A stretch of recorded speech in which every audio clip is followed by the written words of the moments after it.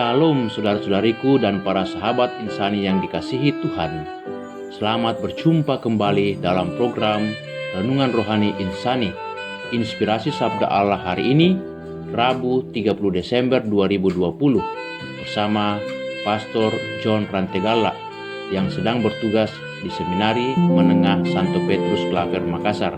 Selamat mendengarkan. Sahabat insani yang terkasih, kembali lagi bersama dengan saya, Pastor John Rantegala. Saya akan membantu Anda untuk merenungkan bacaan yang dipersiapkan oleh gereja pada hari ini dari Injil Lukas pasal 2 ayat 36 sampai 40. Lagi pula di situ ada Hana, seorang nabi perempuan anak Fanuel dari suku Asyer. Ia sudah sangat lanjut umurnya. Sesudah kawin, ia hidup 7 tahun lamanya bersama suaminya. Dan sekarang ia janda dan berumur 84 tahun. Ia tidak pernah meninggalkan bait Allah dan siang malam beribadah dengan berpuasa dan berdoa.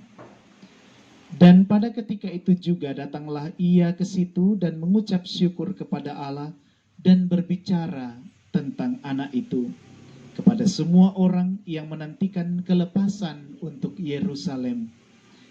Dan setelah selesai semua yang harus dilakukan menurut hukum Tuhan, kembalilah mereka ke kota kediamannya, yaitu kota Nazaret di Galilea. Anak itu bertambah besar dan menjadi kuat, penuh hikmat, dan kasih karunia Allah ada padanya. Demikianlah Injil Tuhan kita. Terpujilah Kristus. Para saudari dan saudara yang terkasih dalam Tuhan, keluarga menjadi tempat yang paling penting bagi perkembangan kepribadian dan pertumbuhan seorang anak. Dalam bacaan yang kita dengarkan hari ini, Yesus disunat dan diserahkan kepada Tuhan. Kita tahu bahwa anak-anak sulung orang Israel pada waktu itu harus diserahkan ke bait Allah dan dibayar dan ditukarkan dengan 1 shikal. Yesus pun juga demikian, tetapi dalam bacaan kita tidak mendengarkan bahwa dia harus ditukar dengan 1 shikal. Itu berarti bahwa sejak awal Yesus sudah dipersembahkan atau diserahkan secara penuh kepada Tuhan. Juga menarik bahwa ketika Yesus diserahkan, ia bertemu dengan seorang nabi perempuan yang bernama Hana, anak Fanuel dari suku Asyer, kerajaan utara. Dikatakan bahwa Hana begitu bergembira ketika berbicara tentang anak itu atau Yesus kepada semua orang yang hadir. Dia di sana dikatakan berdoa dan berpuasa, tidak pernah meninggalkan bait Allah. Dan dia mengucap syukur karena boleh melihat Yesus yang diramalkan oleh para nabi itu.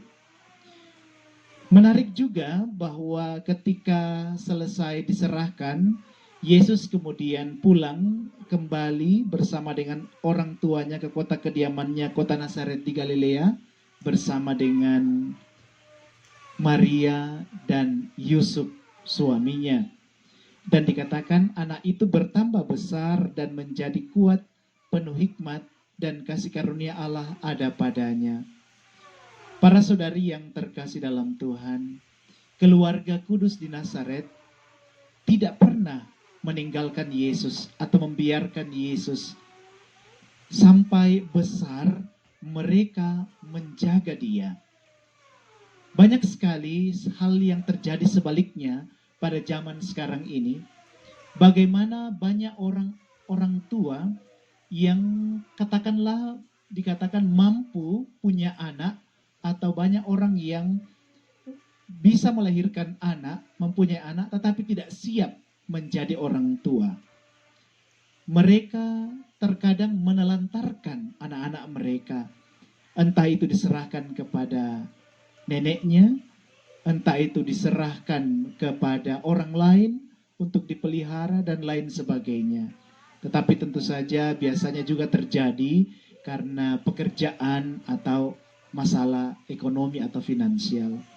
Tetapi yang saya mau katakan di sini adalah penting bagi setiap orang untuk mempunyai keluarga sebagaimana keluarga kudus di Nazaret.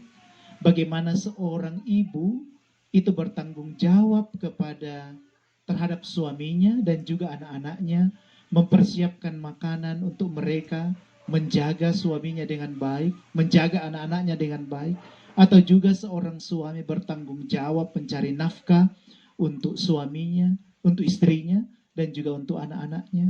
Bagaimana anak-anak berusaha dengan baik untuk membuat orang tuanya menjadi bangga, dan lain-lain sebagainya.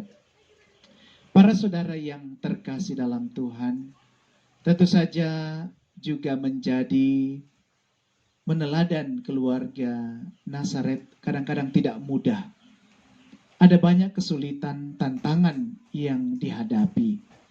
Mungkin saja seorang ibu sudah bersusah payah, berusaha dengan baik menjaga suami dan anak-anaknya, tetapi terkadang tidak diapresiasi dengan baik.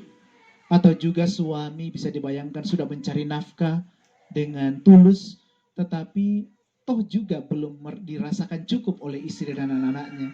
Dan masih banyak hal-hal lain lagi yang kadang-kadang di luar dari perkiraan kita sebagai manusia. Tetapi saudara dan saudari yang terkasih dalam Tuhan, tentu saja banyak hal yang terjadi tidak seperti yang kita inginkan dan kita harapkan. Tetapi sejauh kita berusaha untuk bekerja dengan baik, bekerja dengan tulus, menjaga dan bertanggung jawab untuk keluarga kita, maka berkat itu akan mengalir untuk Anda dan juga untuk keluarga Anda. Mungkin jika bukan untuk Anda, maka akan mengalir untuk anak-anak Anda, cucu Anda, atau juga orang-orang yang dekat dengan Anda. Maka dari itu saudara dan saudari terkasih, mari kita mohon rahmat Tuhan. Kita mohon berkat Tuhan. Semoga kesucian keluarga kudus di Nazaret, Yesus, Maria, dan Yosef juga tinggal di dalam keluarga Anda masing-masing. Berpikirlah yang baik, berpikir yang positif, maka berkat itu akan mengalir untuk Anda. Tuhan memberkati Anda selalu. Amin. Terima kasih saudara-saudariku yang telah mendengarkan Sabda Allah. Saya, Pastor Marcel Lolotandung, mengucapkan berlimpah terima kasih kepada Pastor John Rantegala. Semoga Pastor bersama dengan rekan-rekan imam, para seminaris, dan segenap penghuni Seminari Menengah Santo Petrus Klaver senantiasa diberkati Tuhan dalam setiap aktivitas dan pelayanannya. Amin.